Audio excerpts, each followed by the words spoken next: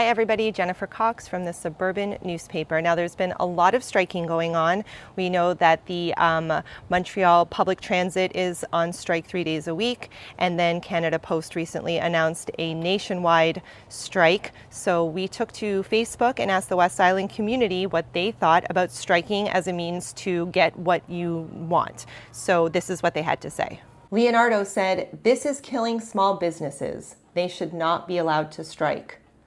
M.H. Benoit said they're necessary. Strikes are part of our democratic rights and the power that we hold to have our rights upheld. Claude added, "If I had my way, strikes and lockouts would be a thing of the past.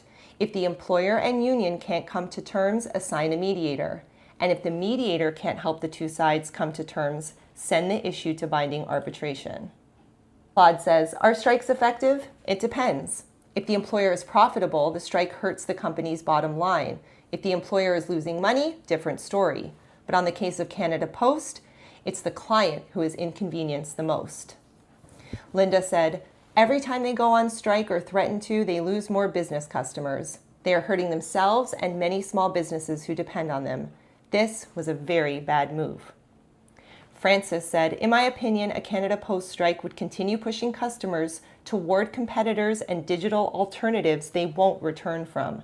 Ultimately, it could accelerate Canada Post's decline and mark the beginning of its end."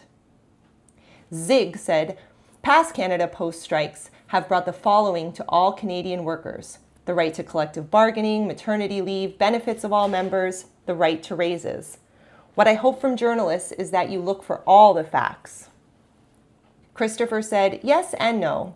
The key is to get the public on your side, and both strikes, Transit and Canada Post, certainly doesn't seem to have that going for them." Paul said, "Sometimes strikes can be effective, but with Canada Post's $1.5 billion loss per year, I think the strikes will only make things worse."